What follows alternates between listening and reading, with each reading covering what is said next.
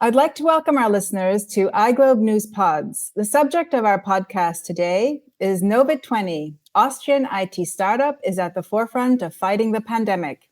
This video podcast will be posted on our iGlobenews YouTube channel. The audio version will be published on our Simplecast channel, and the article accompanying the podcast will be published on our website, www.iglobenews.org. Please take a moment to sign up for our newsletter and become part of our iGlobenews community. Novid20 is an Austrian startup which started operations in March 2020. It started as an association of digital professionals, data protection lawyers, developers, entrepreneurs, and researchers.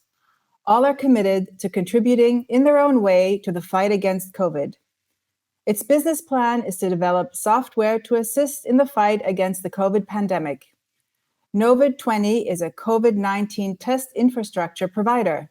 The main focus of Novid20 has business shifted from developing a corona tracing app to developing IT solutions for large-scale COVID screenings. Novid20 works closely with authorities, leading scientists, and experts from various industries to optimize its software solutions and processes. Joining me for today's podcast are Christoph Tockner and Moritz Miedler from Novid20. Welcome, Christoph. Welcome, Moritz. Hello, thanks for the invitation. Great of you guys to be here. Christoph Tockner is Novid20 CEO. Before joining Novid20, you were involved in a number of other startups. You founded Sports Tech Austria, a platform connecting sports enthusiasts, startup visionaries, and tech experts, and were involved in Prime Crowd, which connects high-growth startups with investors. You held a Bachelor of Science in Business and Managerial Economics from University of Vienna, and you are a sports enthusiast. Moritz Miedler joined Novid20 7 months ago and is a member of its management team. You are responsible for Novid20's large-scale COVID monitoring projects, planning and conceptual design for large-scale COVID screenings. You studied law at the University of Vienna and worked at various law firms in Austria before joining Novid20. Welcome, Christoph and Moritz. So let's start. My first question revolves around you starting up Novid20. Can you explain to our listeners how you came up with the idea for Novid20? Who founded Novid20 actually? Are all the founders part of your team still? And how did this group of digital professionals, data protection lawyers, developers, entrepreneurs, and researchers find each other to begin with? Yeah, the founding story of Novid20 is very interesting, actually, because we started out as an association and not as a company like we're now. One of our founders, Misha Kovachev, had the initial idea when he was in Barcelona and the COVID crisis hit. And he came back to Austria because it was a bit dangerous there. And he said, okay, he doesn't want to get stuck without his family and in this new place. And he came over and just called many of his colleagues, let's say it like this. And in the first 2 or 3 days, we were already 30 people working at our first idea of a corona map, actually, because we were thinking of doing or developing something like they had in South Korea, actually, because in South Korea, they really registered each corona infected person. But we saw very soon that's not possible in Austria, especially with the privacy laws and all that stuff, and it's not feasible at all.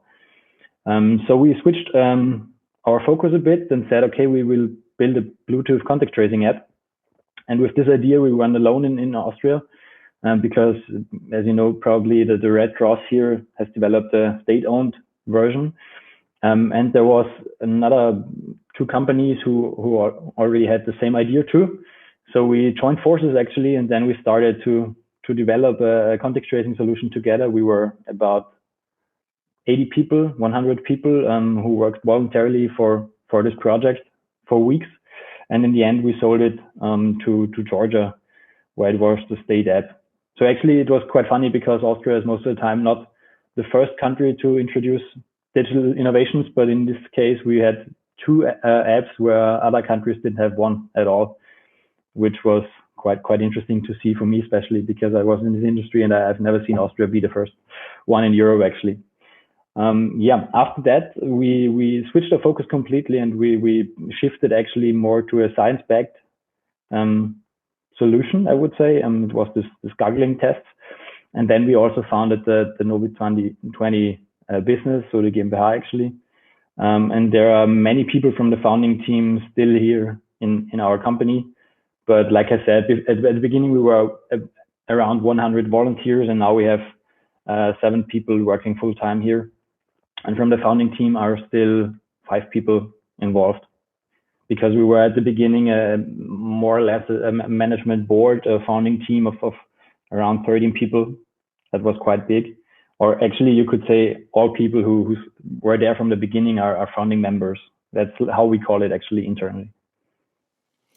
So it was actually just a group of people who wanted to help society at the beginning and do well, and you did yourself good by doing well as well. And all these people just got together and started working on this app. And the way you found your team members was just by word of mouth or through your own connections, or did you? Exactly.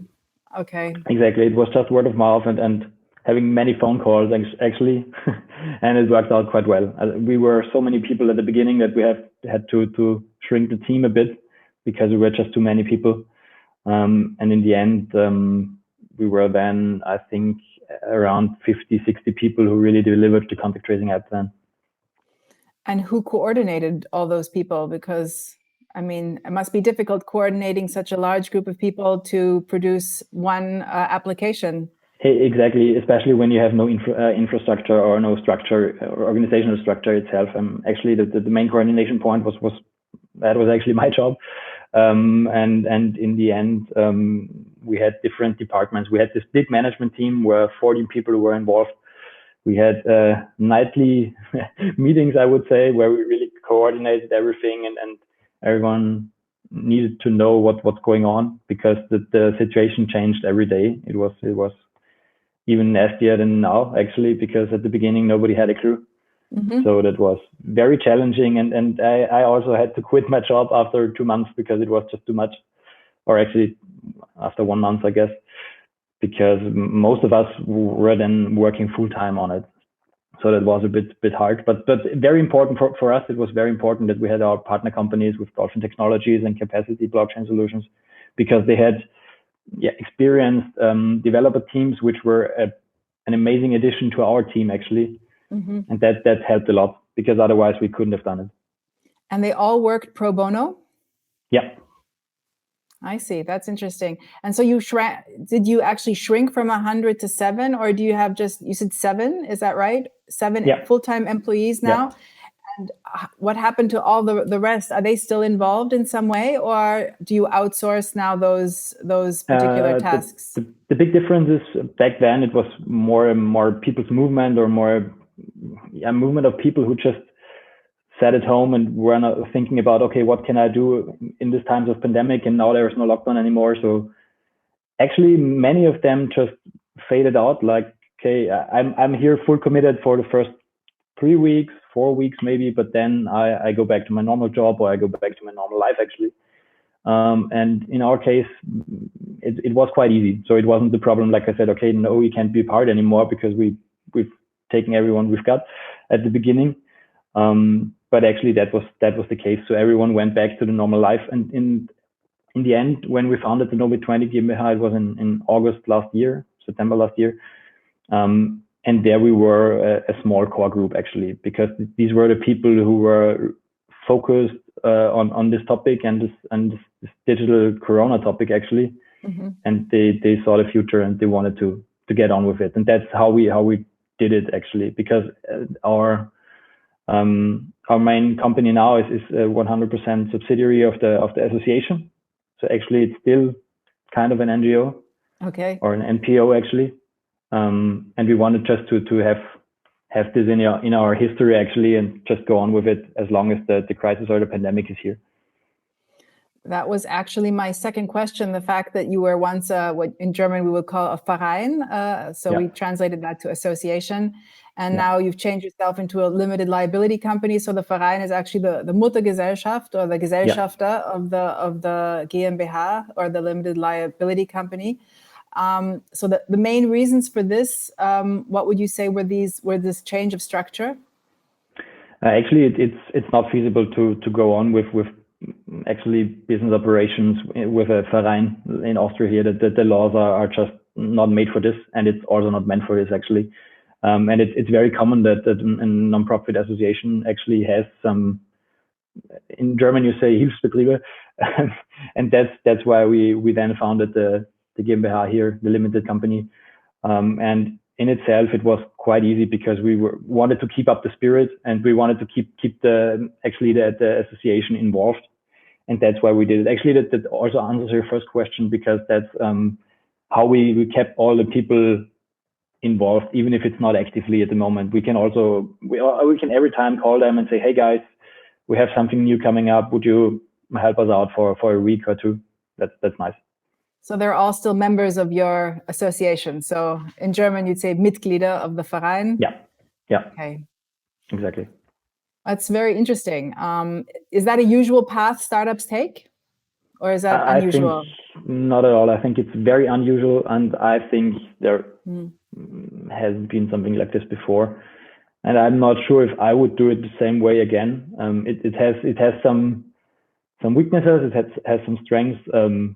Yeah, it depends. Actually, but that's now a bit of a different topic. It would be easier if you would have a different company law in Austria where many people can be involved in a company without too many restrictions, actually. But that's not possible. So it's the way to go. Everything's very regulated. That's true. Exactly. So how did you finance yourself? I mean, all of you guys have to live from something, I take it, or did all of you have separate jobs where you were making money and then you worked all night on Novid20 ideas? How was the financing going from the beginning? So how did the seed financing, how did that happen? Yeah, actually everything is bootstrapped. So when you go from the beginning, like I said, at the beginning, everyone worked pro bono. We were only doing that in our free time, which was actually the lockdown time. So the free time was the daytime, kinda. I did my real job at night, which was possible. And thanks to PrimeCrowd, that was very nice from them. But then, and when we sold the Corona tracing app to Georgia, and we did the next pro bono project at the beginning, which was the school study in Austria for the gargling tests, we saw, okay, there is a future and there is this bigger project coming on probably. And then we founded the limited company actually for a big gargling study all over Austria. And that was actually the funding of the bigger scale operations then. So you're actually in our case, it was the smaller case of the smaller scale operations, because then we were only 5 to 6 people. So yeah. So your funding really came from selling your first product, or from? Yeah, it's only revenue based actually. It's only revenue based. Yeah. Okay. Well, that's really very interesting. So you said you have 7 employees. What's the average age of your employees, would you say? That's a good question, because I discussed it with a colleague of mine last time, because I said in the last interview it's 24, and he was like, no, that's so wrong. It's 25. Okay. Yeah.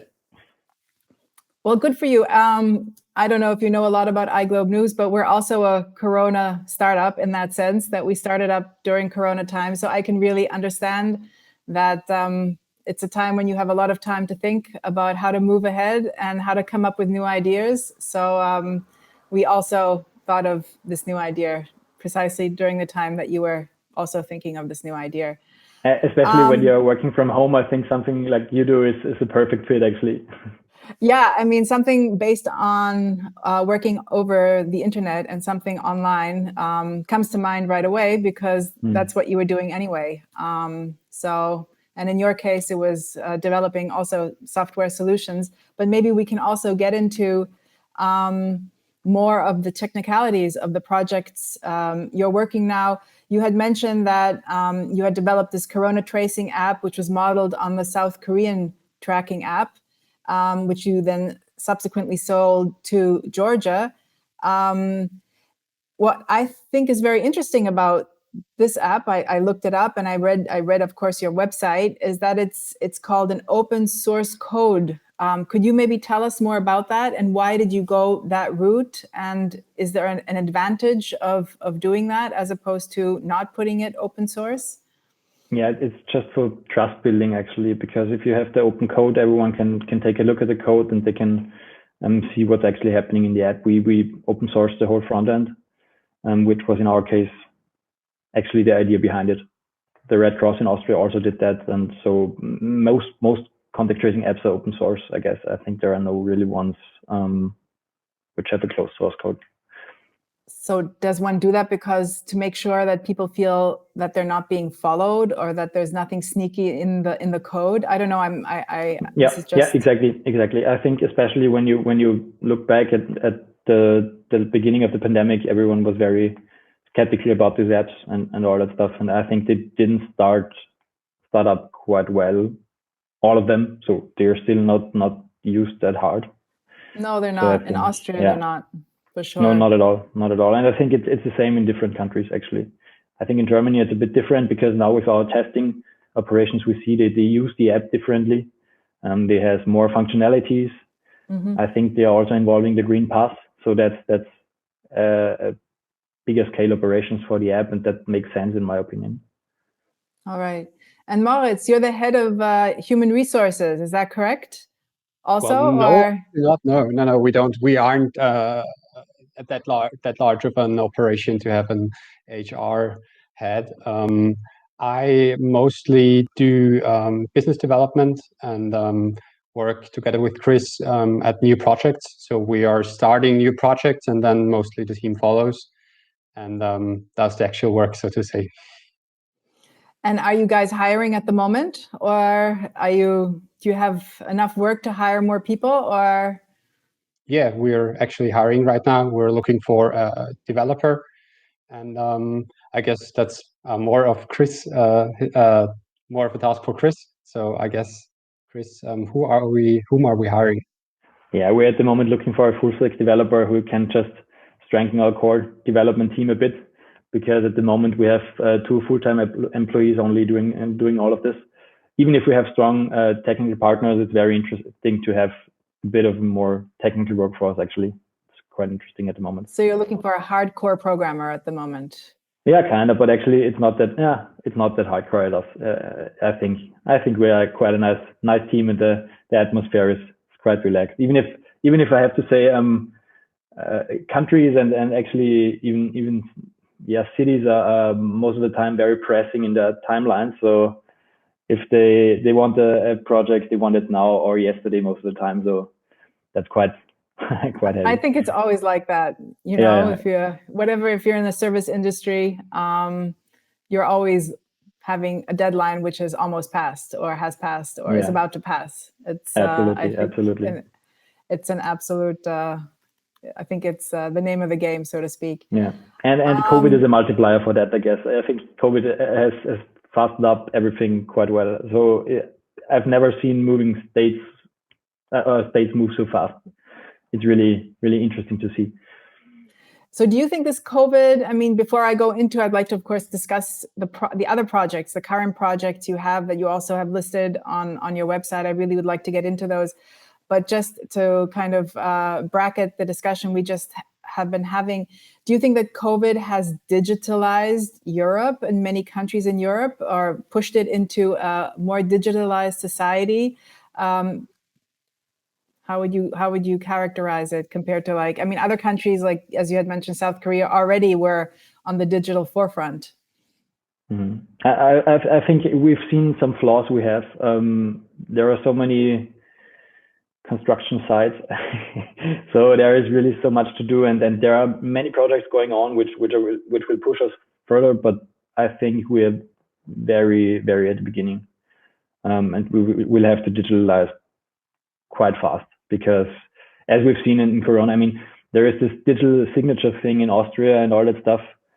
Mm-hmm. I mean, nobody has it, so KYC and all that stuff is very analog, I would say. And if you just see that and it's not meant for, or it's not made for pandemic situations, or to move fast or to act fast. And that's a big learning, I hope, for all governments, actually, because we have to do something there. So that governments just digitalize themselves or have digital capabilities more. Mm-hmm. Yeah, definitely. I think that's one of the most important things we've seen, because otherwise you have no clue what's happening, and that needs to change. Definitely. Yeah, and furthermore, there are so many administrative efforts regarding COVID-related stuff like vaccination, testing, etc. And I think the pandemic showed that there aren't enough people to keep on with this slow pace paperwork administration. And so the mind of many people changed, especially with handling of computers and stuff like that. And they learned their way into it. And now they're much more open for new solutions. And what Novid is providing isn't that complicated. So we aren't geniuses in any respect, but we are just on the right train. No. It's true. It's like in a pandemic crisis, it's easier or very easy compared to a normal situation to become an expert, because there isn't so much information floating around. And that's what we used and sort of abused in a certain way. And we just digitalized administrative efforts and made administrative costs easier, so to say. And our solutions aren't that complicated. It's just the experiences we made that no one else had or has that made us do it. But isn't it always so that the first one who has an idea breaks the path and then others follow? So in that sense, it is special what you did. And I definitely think that what you guys have achieved is very special. So maybe that line, maybe we can, of course, move forward, and you could tell our listeners something about your projects. On your website, you mentioned the Lolly tests in Freiburg, the support for the Caritas assisted living homes, and the Google tests, which is also now being launched for Lower Austria. Maybe you'd like to share some of your current projects, which all sound really, really exciting and interesting and totally relevant to fighting the pandemic. Moritz, up to you. Okay. Let's start. Sure. I guess the best way to start the story is in October or somewhat November last year, because as you've already said, we're working in close exchange with leading scientists in Austria. And there are two scientists in particular, namely Dr. Zuber, Professor Dr. Zuber, and Dr. Brennecke from IMP, the Vienna Biocenter, who had the idea of a monitoring project for Austria to test. So there is this principle that if you test each person in Austria, or at least 70% of Austrian inhabitants, twice a week, the reproduction rate of the virus would go under 1. So the virus would just fade out slowly, without vaccination. And around this idea, we started for a couple of months, we started to build a strategy, like the test infrastructure needed to provide this service to Austria or to certain institutions. And it all started with the Caritas, where we did the testing strategy, especially our colleagues Sabine Weich and Sophie Spitzer, that are mainly in charge for this project, developed a testing strategy together with the scientists to test all the nurses and the care home workers, actually. Care home workers, yeah. And there we together within a study field and a study environment, and there we could show that if you only test the nursing home workers, it's sufficient to get the virus down and to stop outbreaks. And from there on, we also moved to Freiburg, which is our latest, or one of our latest bigger projects.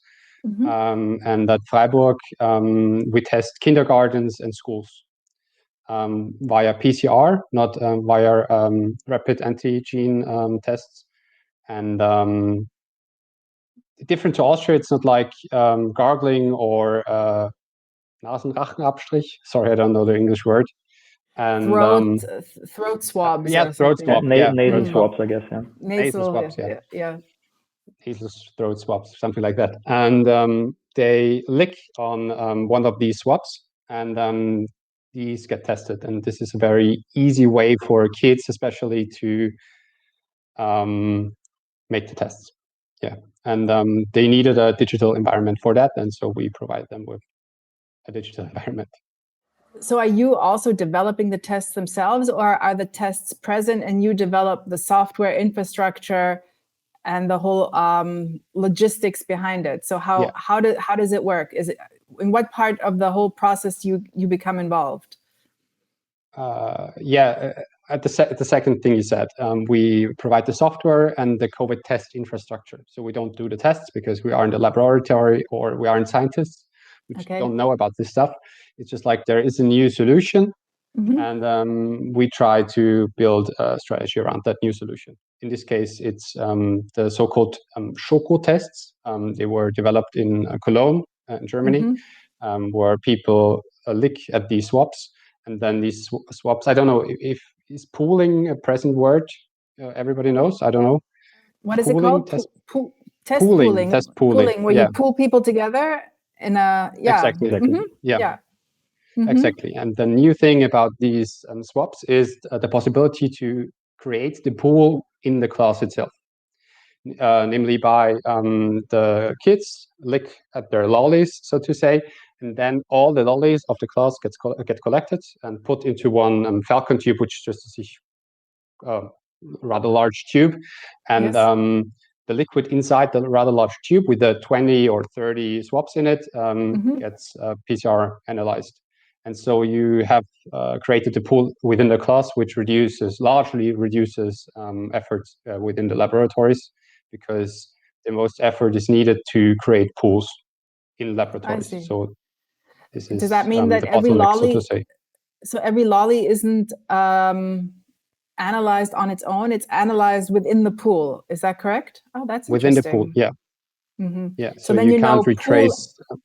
You say pool X has a problem, and then you go back and then you can test each of them separately again, or how does it work then? Yeah, exactly. There are two possibilities. One is that they go to a testing facility. They get an SMS or an email. The pool is positive. Please go to the testing facility and test yourself. Or there's another possibility where you have test kits at home. Take the test at home, and then you bring your test kit to a certain place like the school or a bank or whatsoever, and there the tests get collected, and then you get your result at the next day. Logistically, it seems like your solution is so clear and streamlined. How is it compared to like the Austrian solution? How, I think in Austria, each person in each classroom, each child would take their own test. There would be no pooling in Austria. Is that correct now, if I understand it? Yeah, in Austria, as far as we... It depends. If you take the PCR testing study, actually, which we are doing, it's also pooled. So actually, there has each person his own tube, actually. But in the end, it gets pooled, but in the laboratory. So that's actually one of the innovations here. The pooling in the classroom is really new, and actually before, most of the pooling was done in the laboratory, and that closes up some capacities there. So that's one of the main issues in the laboratory afterwards. Just for the sake of clarification, we did not invent the pooling in the class. That's not our idea. It's the idea of the people in Cologne. We just made it very easy to handle, because one of the difficulties with the pooling in class is that how would you know who to notify if, for example, people in the class change, there are or people aren't present at that day, etc. How would you know whom to notify that the pool is positive or negative? And our solution has provided a way for that. So with COVID testing and tests, it's always the question how to find out who is within that tube. And that's where all our solutions resolve around. And of course, the database and the important data for science purposes that is collected within such projects. Exactly. So mainly we are handling very different or many different interfaces actually. So it's all about the project management itself. So creating really feasible strategies and really effective strategies actually for your main goal, which is keep the R value low, and then digitalize it actually. That's where our strengths lie. Yeah. And to reduce mistakes, because if there's paperwork involved, mistakes happen. And this whole topic is so crucial that you need digitalization to stop mistakes, or to reduce mistakes at least. Because, for example, if you get a negative test result, and because a wrong negative test result, and you're like visiting your grandma, for example, or something. Yeah. So did Freiburg find you, or did you find Freiburg? We are in close contact with the people from the Vienna Biocenter, and there is the Austrian renown or world renowned Ulrich Elling, who's doing the PCR sequencing for Austria. And his brother actually is a doctor in Freiburg. Ah, okay. Roland Elling, and that's how we got to Freiburg. Exactly. And why haven't nearly all our projects were? Sorry. Go ahead. Nearly all our projects were. We got referenced from other projects to new projects. So that's of course the best way to acquire new customers. If you have a good business card and you've provided good services, then it just keeps going on and on. Have like Austrian towns, communities, cities, Bundesländer, so states, have they approached you also, or for these solutions, because they seem so streamlined and cost effective actually? Yeah, actually we are in contact with a lot of people, so to say. But there is interest, but of course there are established solutions, and I think the established solutions somewhat work. And yeah, if they want something better, they could come to us, so to say. Would your solution be more cost effective, do you think? Would it be quicker, or what would make your solution, let's say if you had to sell your product, what would make your solution the better solution as opposed to the Nasenbohrer tests, which are the nose swab tests that you see on television all the time here? The main benefit is that it's PCR, so it's easier to detect the virus early. And this is, in the end, this is what you want. You want to detect the virus early. Furthermore, you are more resistant to any mutations because it's PCR, and PCR can be easily adapted to find mutations. And the costs to an anti-gene test is equal, or to a rapid antigen test is equal per person. So it's PCR and relatively cheap, and that's the main the main difference. The main difference, yeah. The main benefit. And another one of your projects that you have are, I think, still currently working on are the Caritas assisted living homes. So you also provided testing services, testing support, IT support for testing, or what was the role of Novid20 there? Chris? Yep, exactly. It was in combination with the Vienna Biocenter and the IMP.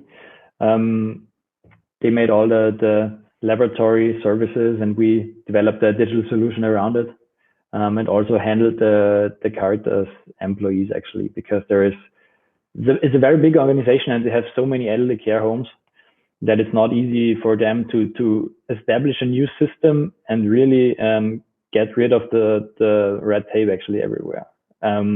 And it wasn't easy for them to implement that, and we helped there a lot to create a strategy which is, first of all, digital, and second, cost effective again, because like we are actually born NPO, it's very, very important for us that we get out solutions which are mainly below market value actually sometimes. And that was for us very important to work here again with science and just develop a solution which is a complete fit for the Caritas, and mainly mainly only for them. So that was our main goal here. So you made a client fit solution. Yeah, exactly. We integrated in their system and really developed something they need. And we also have a dedicated person just actually accountable for the Caritas, which is Sophie, which she really makes a great job. And I think Caritas would love to have her in their team. So how many assisted living homes now are working with your software? If you want to. Yeah, 23. 23. Wow. 23 in Lower Austria and in Vienna, actually. That's amazing. How many assisted living homes does Caritas have in all of Austria? Do you happen to know that?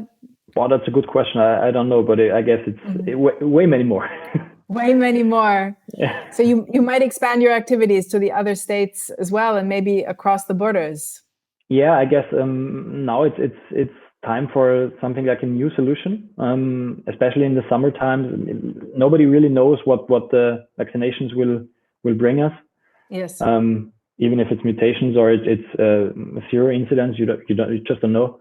Mm-hmm. So we're at the moment thinking about new solutions, how to be prepared for low incidence times, because it's not feasible to test all the people when there are actually no cases. That's not feasible and that's not cost effective, and it's bad for the environment too.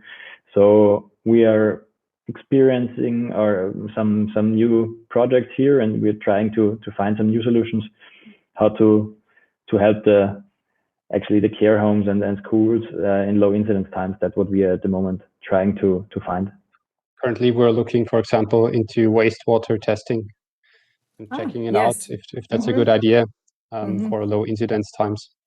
Yeah, that's a very interesting approach. I know, for instance, I think in many Austrian communities, and I think in Israel also, they were also testing the wastewater. They were reporting on that, and that's an interesting approach as well. So does then science come to you with new ideas, or do you go to science and say, I need an idea for this, or how does the interaction work between all the various parts of your organization? It's most of the time, again, a recommendation, or you just talk about different parts of your job, or you just call a colleague and said, hey, did you read that? Yeah, let's just write them an email, and then you talk with them, actually. So that's how it's done most of the time. That's also how it happened now. And then we are there in talks with Mr. Kreuzinger from TU Vienna, because I think in Vienna and in Innsbruck especially, they do a great job here with this wastewater test already. And I think that's a very interesting scenery, actually, for low incidence time. And it might be a way to early on detect if something's going on or something's happening without having to test every single person. And especially it's a low impact thing, actually, because no person has to do anything except living, and that's a very convenient way, actually. Yeah, that's a very good approach. Yeah. I know Vienna has the Google test. Were you involved in the Vienna Google test, or are you only involved now in the Google tests in Lower Austria, which is another Austrian province surrounding Vienna, for those of you who aren't from Austria and listening? Yeah, we talked with many people who started this project. We were in talks with nearly everyone who actually the goggling scene, if you would call it, the goggling scene in Austria is actually, compared to other countries, quite big. So you're talking to everyone here. We were not that actively involved, so that's a good project anyway. I think Vienna goggles, or actually Alles Google, like it's called, is a great thing, which would make totally sense for all of Austria, actually, because in the end, if you really have high incidences again, that really helps. And I think that's what we are actually also aiming for with a cooperation with Novogenia, where we have this pooling center now in Salzburg, where we also developed with them some solutions how you could really mass screen actually all of Austria, and not only in cities, but also in actually rural areas. Okay, excellent. And there's some kind of thinking with pandemic preparedness, with wastewater testing, with having test kits at home, and getting notified if there's something in the wastewater and the incidences are too high. Just test yourself, so you could test all, or secure all of Austria very easily and very cost effectively. Yeah, especially if you can maybe avoid having to always pick up a test or go to a lab or send something in. I think reducing those steps will make it easier and more practicable for people to just continue being careful. Yeah. Because it's not gone yet, as we just heard in the news. That the Delta variant is upon us, but hopefully will die away before it gets too strong.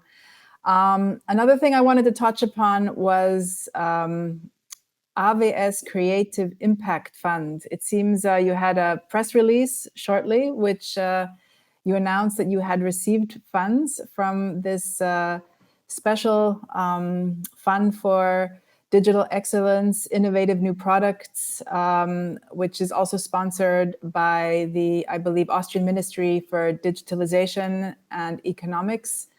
Can you tell us a little bit about how you got to apply for this grant, as one could say, and what you did with the funds that you got, and how this works? Actually, it's mainly project based all the time. This funding scene, and it was a COVID special call, so it was very good fit. Let's call it like this, and we applied for it with our Caritas project, actually. So it was the digitalization of the Caritas strategy. And that was actually the main part of the whole subsidy. So they support certain projects. So the next time, like exactly. If you had a wastewater project, you could go to them and maybe apply for another a grant. Is it something you have to actually pay back, or is it something which is just invested into the company? Exactly, it's something like the second one. It's a subsidy with a percentage of the money you have to have on your own, which you have to show them beforehand, and then it's a part of the costs which they cover, actually. That's in Austria quite an interesting or quite a good scheme, actually, with the AWS, the FFG, and the Wiener Wirtschaftsagentur, for example. Subsidizing here many big projects, and that definitely makes sense. It helps us a lot, because otherwise it wouldn't have been possible to make the Caritas project so big, because just with the revenue it wouldn't have been possible, actually. So that was very, very important for us. Yeah, because it seemed like you would really need, to be full-timely engaged to make a project like that work, because it's serious business. You want to do it right. Yeah. So, I mean, at some point, I hope we're going to go past COVID, that we'll leave it behind, or at least we'll have it in such a manageable stage that we won't have to always be thinking of it with half of our brain or all of our brain. So how do you see your business plan developing past COVID? Do you have some ideas to move Novid20 further beyond COVID? Yeah, that's a good question. Actually, we asked ourselves that quite a lot, but the easy answer is no, because Novid20 is meant for this purpose, and it stays for this purpose. So actually, the company and the association itself, it was started for COVID, and then we will just move on.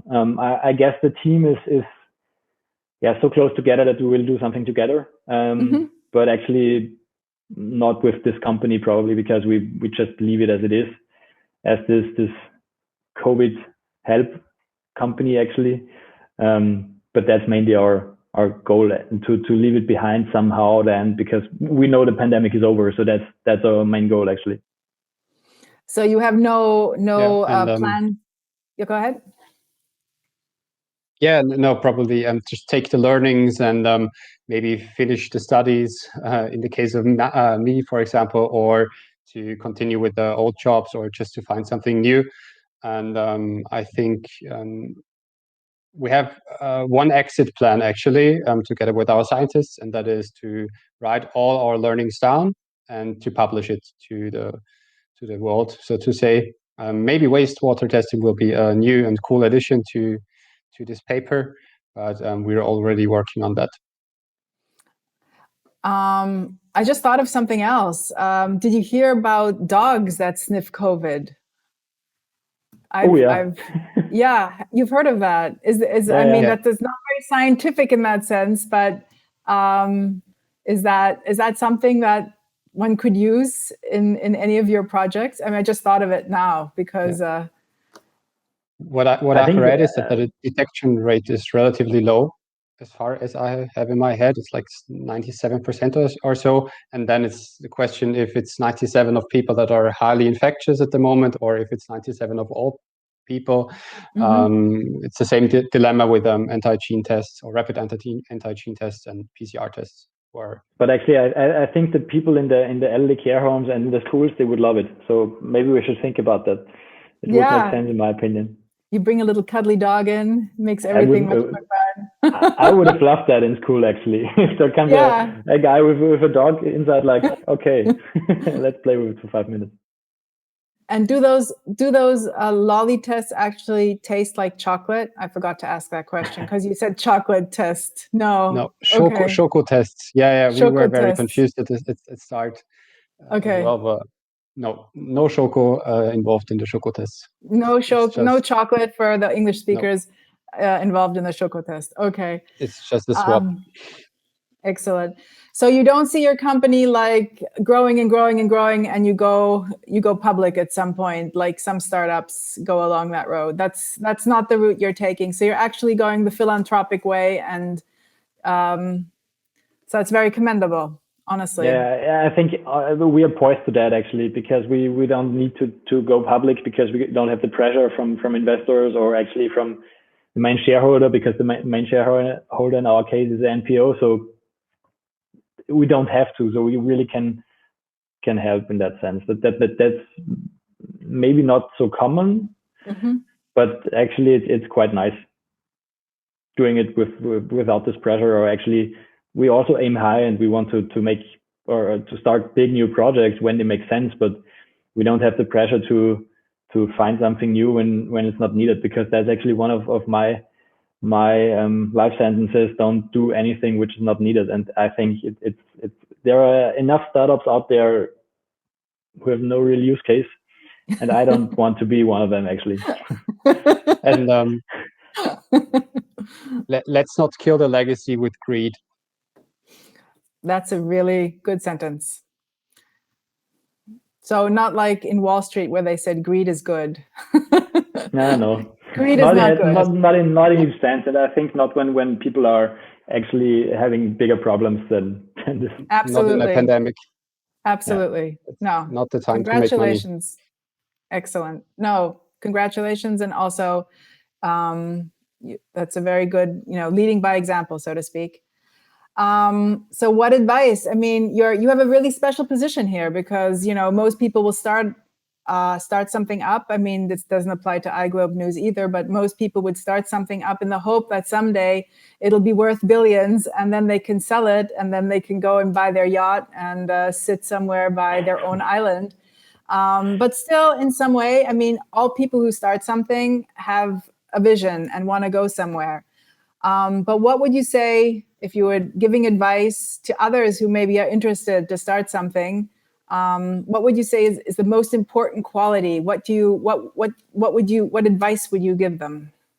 Do something which you're passionate about, because otherwise it's not working at all. If you don't do something which is not fascinating you or anything like this, it won't work out. In our case, it's a bit special because it's pandemic, and everyone was really confronted with the situation, actually. So for me personally, it was quite interesting to see how really pragmatic people can make a difference, even if they don't really know the industry. Because in our case, there is no medical doctor or a microbiologist in the team, but we still made it in the sector. And you can do everything you want if you just really work into it, and you spend hours and hours researching or just try to find your way. And that's one of the biggest things, actually. Just go away, and if you're passionate about it, do it, and spend hours and hours doing it, and it will get better sometimes. And that's in startups one of the big things, actually. Don't follow an idea or a vision when there is no need for it.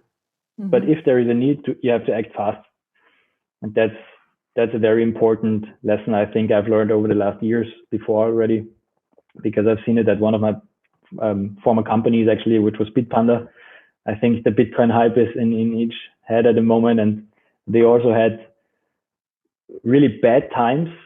But then when the market hit and actually the market really needed the solution, they were there, and it's working out well. But isn't the Bitcoin now going down again, or?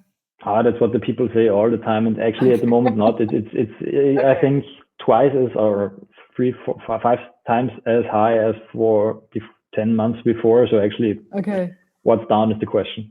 If you buy on the top, it's always down. That's true. Everything's relative, as with everything in life. Relative. Exactly. And Moritz, what would you say if you had to give some advice? Passion is super important, as Chris just said, and I think the only real quality you need in such an environment is to be a fast learner.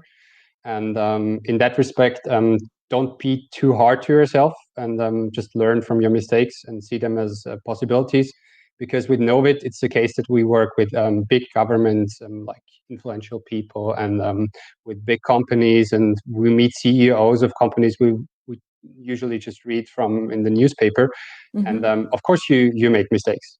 Every day you make mistakes, but you need to be a fast learner. And if you're a fast learner, it's easier to overcome certain obstacles. So just learn fast and don't be too just learn fast and don't be too hard to yourself. And you don't need to be an expert in every field or to have a degree or something like that. Just learn fast and use your knowledge, to say.